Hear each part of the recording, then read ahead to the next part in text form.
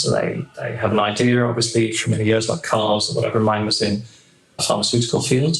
Okay. It was flavors and fragrances. So it was actually companies that provide the flavors for like boycott copper soup or whatever, and the fragrances for anything from Domestos to Chanel No. 5. Mm. And there, of course, you know what the market wants, a certain target audience, and then you design the product back from that.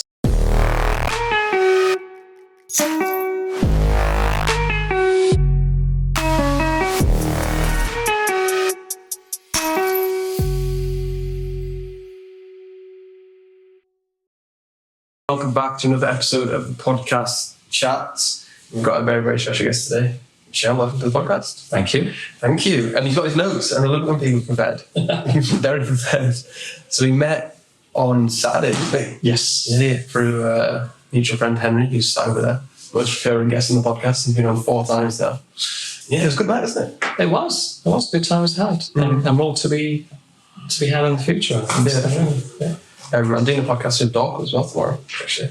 Oh, really? Yeah. Oh, good stuff. That'll be good fun. So yeah, so I've prepped you. Yes. So let's go into it then. 3 facts. 3 facts about myself. It's always a difficult one, but the 3 that came to mind are I'm very inquisitive. So I have an inquisitive mind. I read a lot, but about a lot of different things.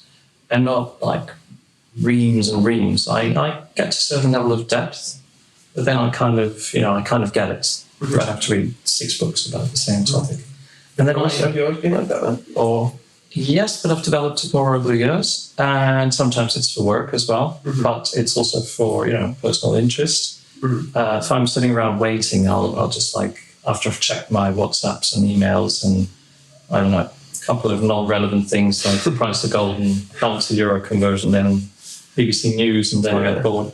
Then I'll start to look up whatever pops into my head. And the funny thing is I tend to remember what my brain finds interesting. It remembers without any real effort. What it doesn't find interesting, other sort of topics, it's you have to jam it in. It doesn't stick. So that's one thing. And the other one is that although I qualified as an economist, and most people, I qualified as an economist, but most people know me for my writing here on the coast. So they know me for words, but I actually did study economics, and I'm possibly more into figures than I'm into words. And most people don't know that. Yeah. that's interesting, yeah. My dad actually did economics at university, or many years ago. He went to lots of uni and did that. He's a chartered accountant now, so he's stuck with the numbers. Yeah, and I deviated almost immediately. I always kept an interest, and I've kind of gone back to it a bit. And then the third thing is I'm very visual, which ties in a bit with the memory, because the memory is very visual. But I'm also very visual in that, although I'm a bit analytical with the figures, I love statistics and so on, I'm very visual and very much into things like architecture and design, car design, industrial design, you name it, urban planning. So, and in work that I do, and especially did with my marketing agency, I was sort of the art director. So I had graphic designers working for me, web designers, etc. But I was kind of the art director there. I very often had the visual creativity, that kind of mind. Yeah, it's a difficult skill to have, but I'd say skill. I feel like some people just don't have that creative flair, do they? They just can't picture it or imagine it. Yeah, I've even had graphic designers like that, which is a pity because they learned the trade and they were technically good. They didn't have that spark, that little spark of creativity of seeing things, and just if you see too much, you can go, no, stop. It's I'm overloading. No, they didn't have that. So my suggestion to them was to actually maybe go more into the technical side, like web development, and leave the visual creative side to someone else. And a couple of them did that. That's a good piece of advice, isn't it? Have you always been then creative since you were growing up, since you were little, or? Not so much. I was not that, compared to other kids, I wasn't that creative. But I was, as I left university, I got into what they call, product development. Some people confuse it with marketing, but it's actually the development of the product. It's related to marketing because usually nowadays, or since many years, if it's a consumer product, they design it back from what the market wants. So they have an idea, obviously, for many years, like cars or whatever. Mine was in the pharmaceutical field. was flavors and fragrances. So it was actually companies that provide the flavors for like Royco copper soup or whatever, and the fragrances for anything from Domestos to Chanel No. 5. And there, of course, you know what the market wants, a certain target audience, and then you design the product back from that. Yeah. And that's where the initial creative process started. Is that what you always wanted to do when you were growing up then? I didn't know it existed when I was younger. When I was younger, I actually always wanted to be an architect. Okay. Yeah, I wanted to be an architect, but my dad, who studied economics, then went into corporate companies, etc. He has 2 cousins who were architects. And he sort of saw a little bit how their life was up and down. You know, you have during a construction boom when the economy is good, tons of work, tons of money, a lot of stress, but you do well. And then, you know, there's a full fight. You're almost, you know, like very little construction going on during a recession, and you fall right down. You know, it's not like a lot of jobs where it's a little bit up and down. So he said, look, Michel, I wouldn't really want that for you. But if you really want it, then of course go for it. And thinking about it that way, and then I spoke to some architects.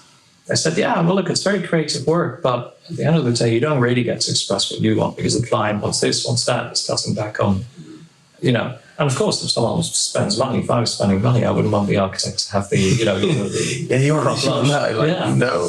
But even so, you do tend to think you're going to be doing more interesting work than it ends up being.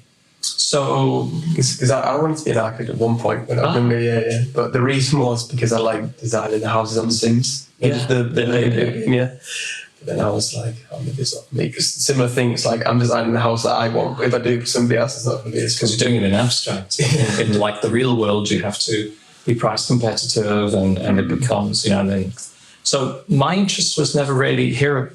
Where I live, it's all about people, architects designing luxury villas for wealthy people, which is lovely. I've been to a few hundred, literally, through my work, but that's not where my passion would have been. My passion would have been it's always a bit more urban planning, the bigger stuff. Mm-hmm. But then again, that is so riddled with like regulations, and you become a bureaucrat basically. Yeah. Boring stuff. Yeah, exactly. So you sit in some stuffy office marking out where the sewage line's going to be, instead of, you know, I guess you'd have to be dictated to shape the whole town. So definitely. So then you went to university then, did you? Into economics. So yeah, because your dad kind of said, "Oh, I should do that." Yeah, because I had an interest in it anyway. So I went for that instead, and I was always more on the macro side than micro business economics. So I had to do business economics. I had to do maths and stats and accounting and all of that. But my main focus was macro, and I then did a master's in that. And I was going to do an MBA, but I never got around to an MBA. And then someone told me, because, you know, it was a real big thing in the 80s and 90s, an MBA. And of course, if you have an engineering degree and you attach an MBA, that's of great value. But if you have an economics degree and you attach an MBA, it's a bit really much. Yeah. So later people said to me, you've done it. Really, all you learn is to put business plans together. Now, there's more to it than that, but that's a large part. Fundamentally, I put business plans together anyway. So yeah, I studied economics. I never really wanted to go into banking or the finance world. I just got drawn into this pharmaceutical flavor and fragrance product development, and they call it FMCG, marketing or production, products, let's say. And that means fast-moving consumer goods. This is stuff we all use, like I don't know, Colgate, toothpaste, and whatnot. And that was really, really interesting. But I did that I'm half Dutch, half Portuguese by blood. But I grew up in Holland and in South Africa.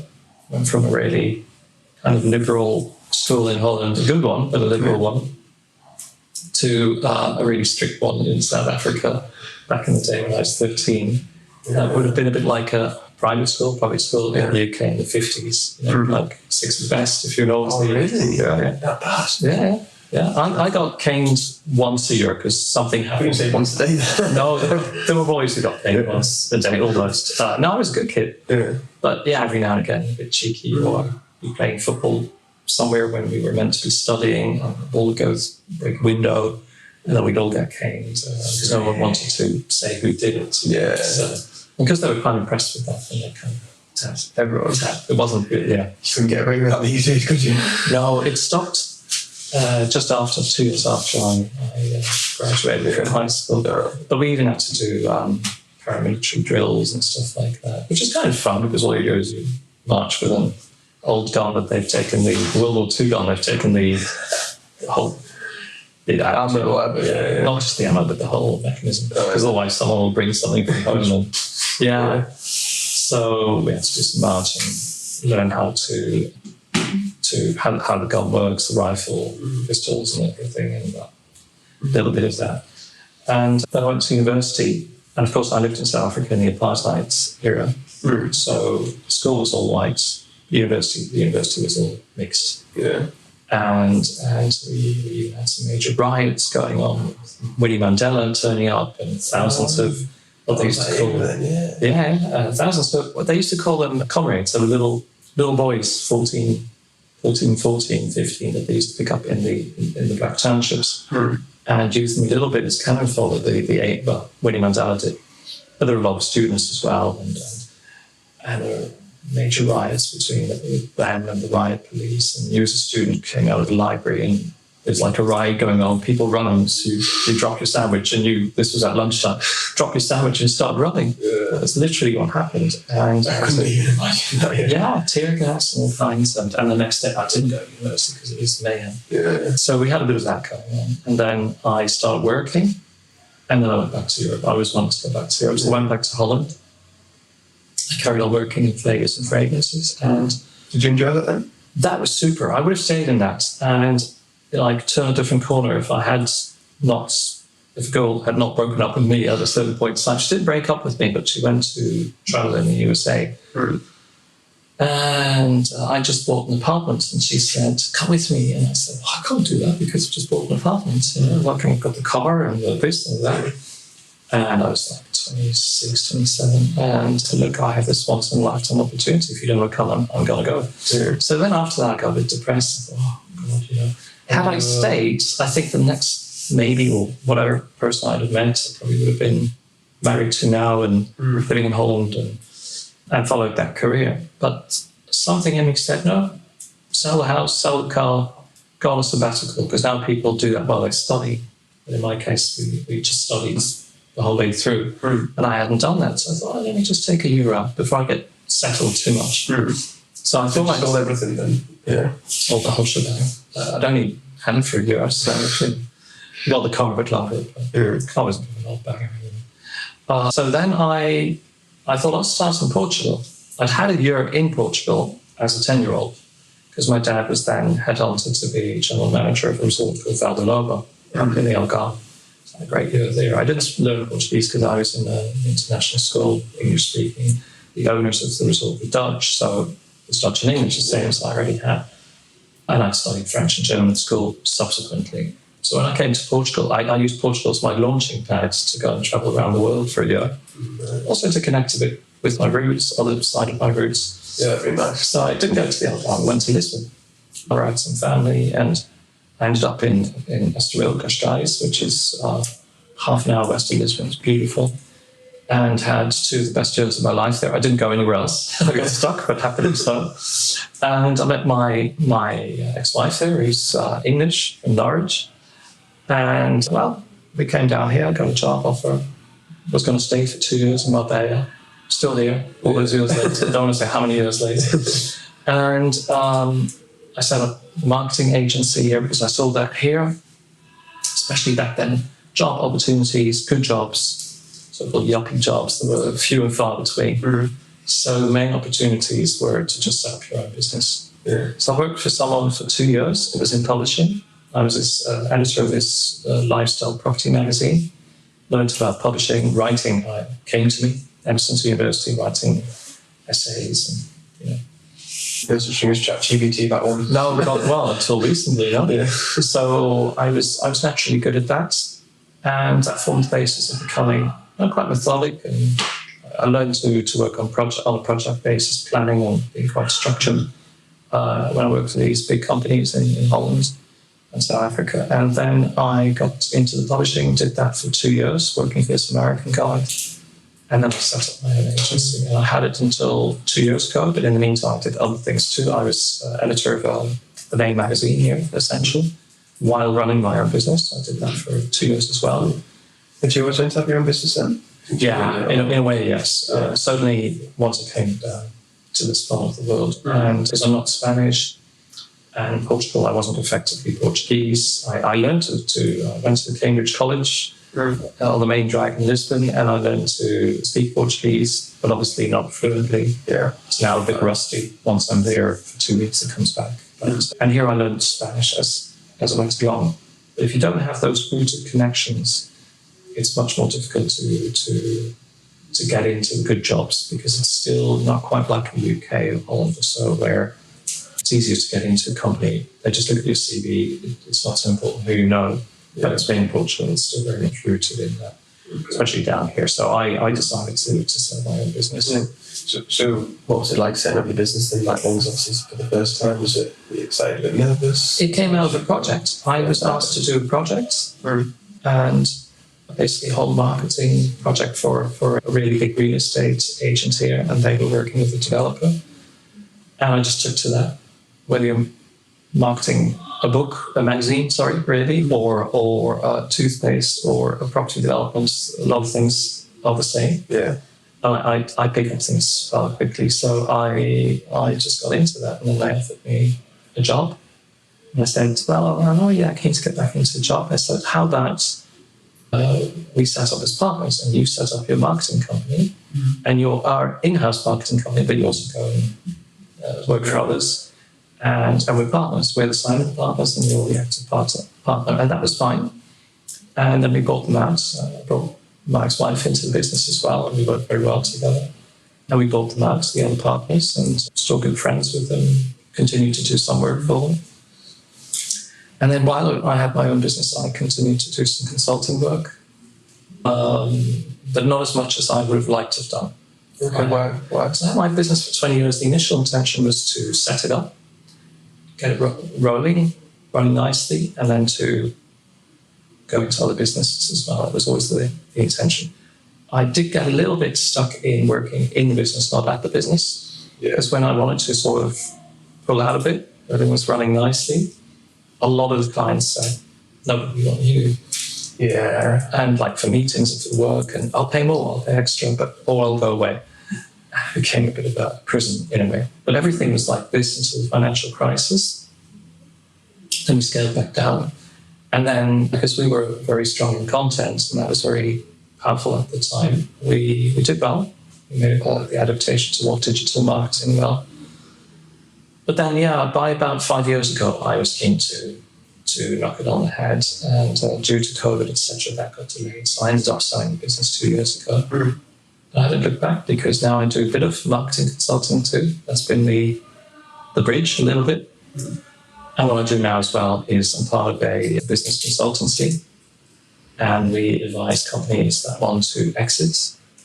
So we prepare them for the exit strategy, and we can find the buyers, etc., help to negotiate those terms.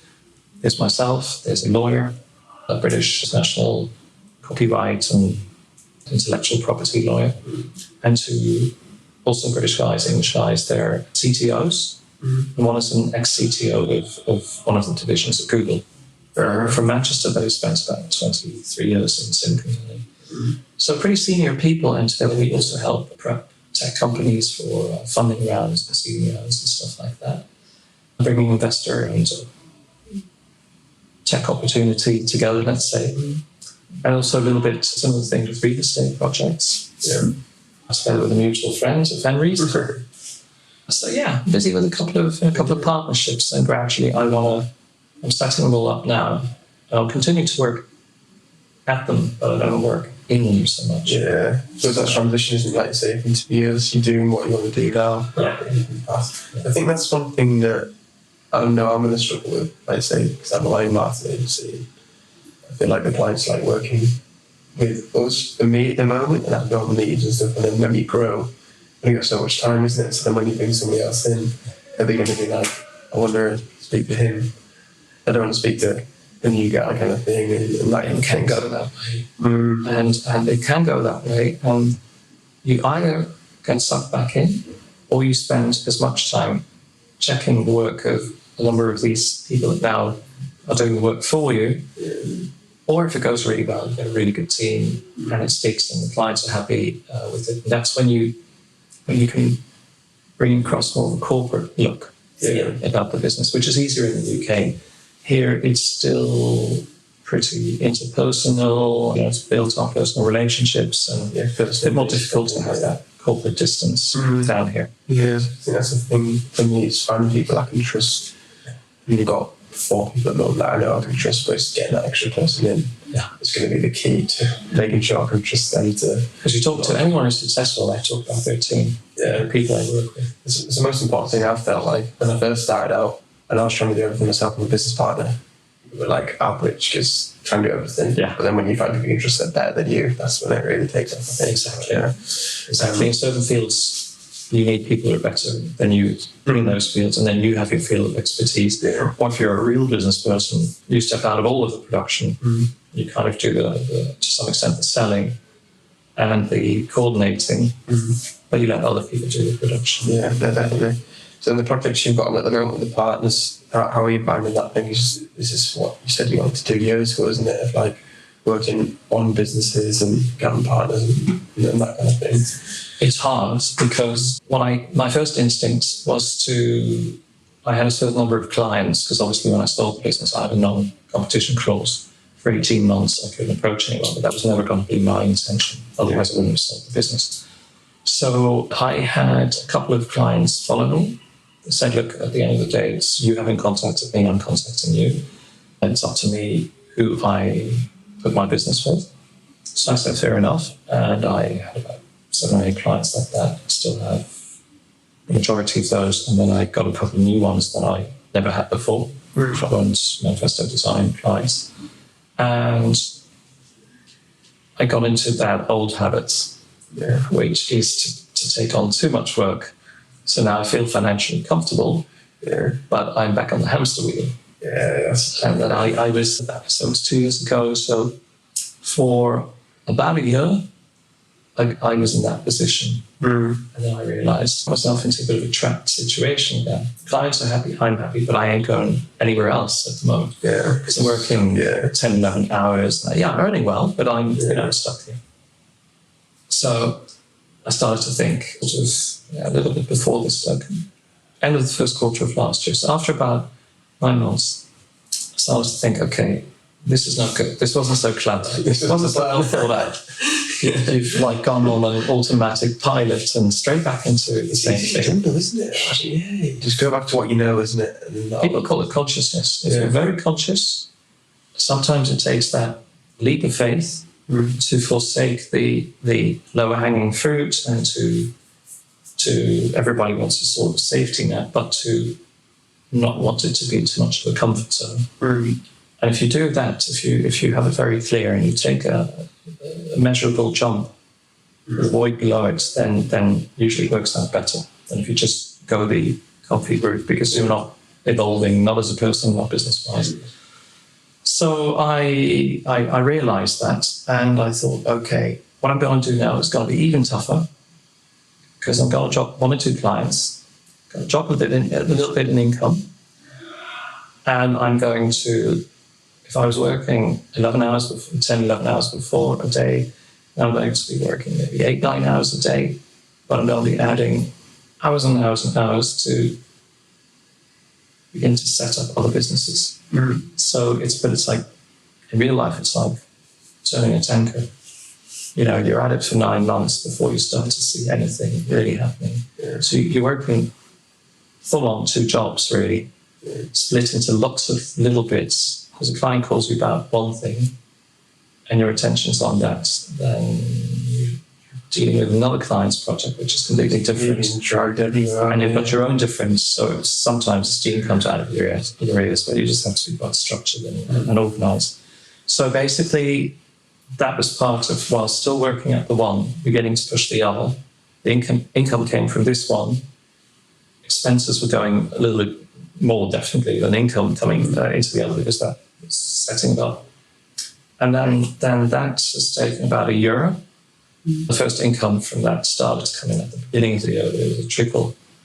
And now I can see real potential. It's starting to take shape. Yeah. And these are 3 businesses, basically. And gradually, as the one and the other starts to really tick over, I think I'm a bit of a sucker for punishment. I would maybe not drop all the marketing clients. I keep the nicest, easiest ones where I enjoy the relationship, but also the work. And I'd keep that going.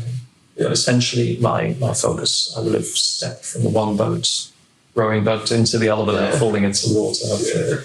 And that's been the process. So then at that point in time, I'm working hard, but it's already more exciting what I do now than a year ago.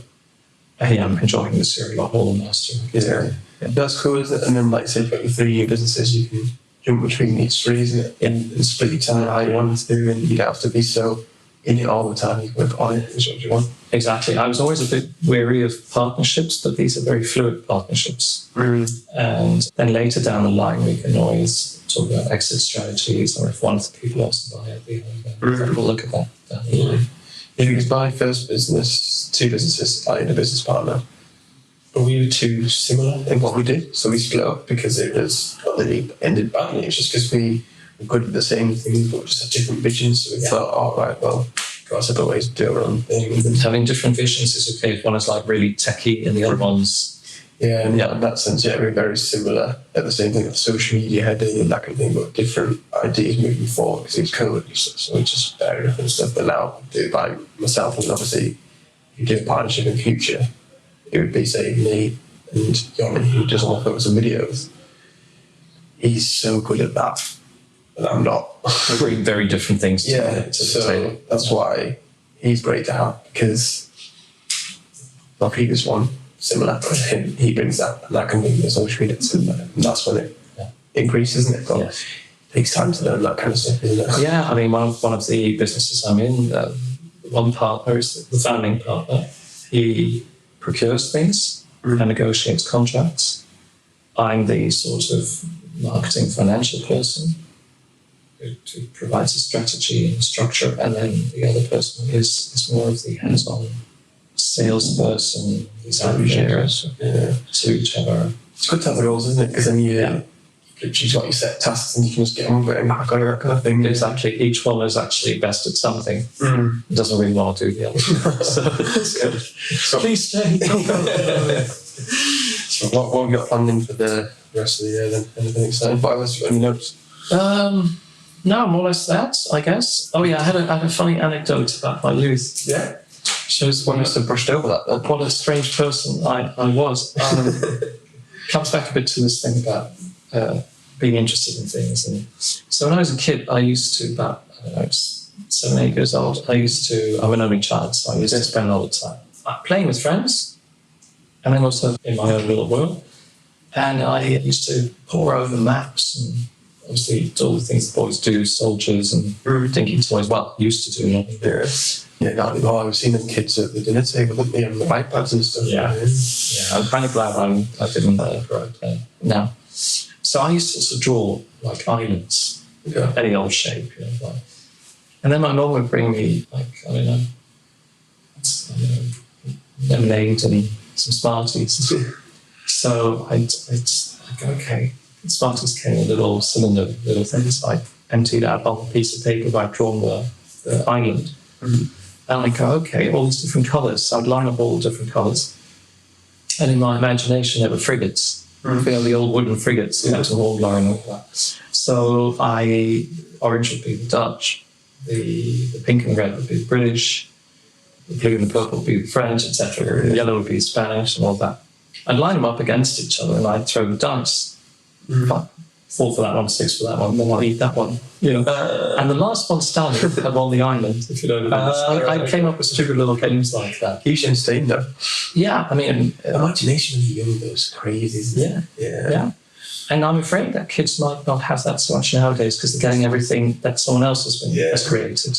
I used to like imagine all kinds of stuff, but like, with my soldiers and my Lego and my cars, they weren't always from the same era, but I used to mix them all up together. There'd be battles and there'd be wars. But yeah, what have I got planned for the rest of the year? I've got More of the same, really. I'm developing these businesses, and really with a view to them kind of really maturing next year and being able to step back a bit and not be as hands-on, the donkeyholic, workaholic like I was last year, but it was out of need, and be more an entrepreneur.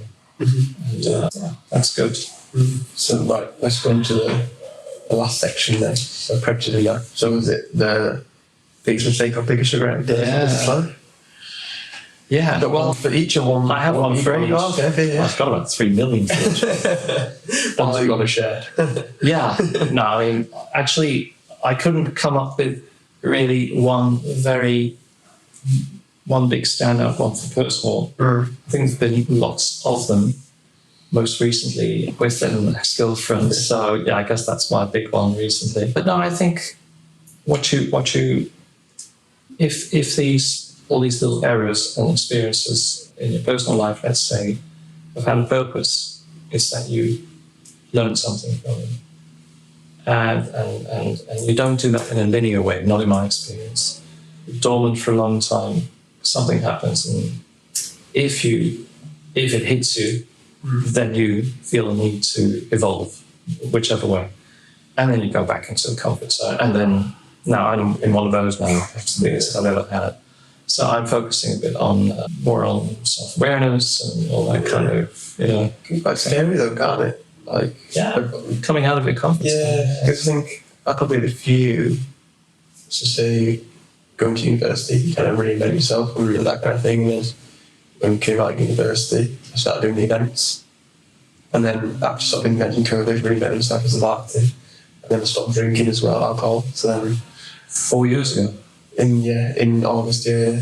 Oh, last year? No, this August. In August, yeah. So then reinvent myself again and just like different personality involved in and adapting and that kind of thing. And it's scary and daunting. No, but it's good because it means you continue to evolve as a person. And if you change, it's not like you're changing who you are, you're just becoming a better version of yourself. And as you get older, you have to maybe not accelerate that process, but keep it going. Because that's also what keeps you young. When you're on the other side of the mountain where you're getting older, that change keeps you young. I think it's important to be comfortable being uncomfortable as well, isn't it? Yeah. Put yourself in uncomfortable situations and that'll help you grow. We live in an era of change. Trumpeteering and creative destruction is what that particular economist called. And he wasn't alive. He's not alive now. But he saw previous examples of it. We're living through one now. And I think they call it the second or the third machine age now. Yeah. And you have to adapt. Otherwise, it's very scary. And you have to mentally adapt as well, and emotionally. And then you see the positives. You see the opportunities, and so then you become more mentally agile. That's important. You keep yourself sharp. Yeah. I feel like when people, I see like people similar to my age and they've left university or school and they don't exercise their brain and they're just still, it just makes it how can you come so long, but you need to do something to. Because you're not so alive. Yeah. You look like Henry earlier said about same pub, same work, same. Look, a bedrock of stability is always good, but it should only just be, basis. And actually that comes to the because I preach about this, but I haven't always practiced it. Yeah. My biggest regret in business is not what I have done, it's what I haven't done. So for maybe 10 plus, if you go back 10, 15 years, I feel that I should have taken more risks and been more daring, more entrepreneurial. I'm doing that now, but it would have been pretty cool if I'd done it 10, 15 years ago. And that comes from, I just honest too much security, getting into a comfort zone. I don't do personal comfort zones so much, but that is a comfort zone of mine. Like I started to pick up too much of the same kind of work again, and then I caught myself doing it. And it's good if you have that awareness of yourself. You go, oh, now I'm doing this. No, let me think about it. Do I really want that? It's hard, isn't it? We don't think we have the control of our lives, really. And then that's when you get naggy or depressed or get into these comfort zones of habits because you think you've given up the control a little bit. If you really feel that you have not control of everything in your life, of course, anything can happen, but control of how you drive it, then you become more positive, you get more energy, you think something bad happens, you don't whine about it as much, you look for a solution. Yeah. And then you recognize maybe some of these habits. Yeah, I'm not so happy with all of these habits. I maybe want to do something new. Mm-hmm. I maybe want to move to a new country, or I want to set up a new business, or I want to all of a sudden start to eat very healthy and not drink alcohol, and start to do a particular type of exercise, not because everybody does it, but because that's what I want to do. So I might not do what everybody's doing right now. I might go and do something else. Yeah. And that is, I think, when you're really much more alive. Yeah, definitely. You just find a new sense of happiness a bit, like, because you're almost doing what you want to do, not because you're doing it because you feel like other people want you to do it, or doing it for them to make them happy. No, you shouldn't do that. No, yeah, that's what I mean. Yeah. As you grow older, you find that becomes a real pain and you start to drop it. And also, you've got to, if you're going to do that, if you do things that way, you're going to be likely to be more contented. Just not the same thing as happy. Yeah. Happy happens, and sometimes we're not happy, and good things happen, and bad things happen, but contentedness is where you are contented even if things are very plain. But when good things happen, you're happy like anyone else, and when bad things happen, you don't drop as much as the rest. And you don't whine as much. You kind of go, okay, that happened. Yeah, these were the, Yeah. that's the conversation you go. And you tend to be more positive, and you tend to be more, because of that, more accepting of yourself, but also of other people. Just go through life happier, basically. And you don't need, and you realise that if I want to work hard for that Mercedes, that's great. Or that Ferrari, or that yacht, or designer clothes, designer holidays, whatever it is, that villa. Like you lose the need to compensate, if you know what I mean. That you chase after that just to feel, to have what other people have, but not all of them, to belong to the club, to say, look, I'm successful, I've got money, I've got this, I've got that. People have that equilibrium within themselves. They don't need that.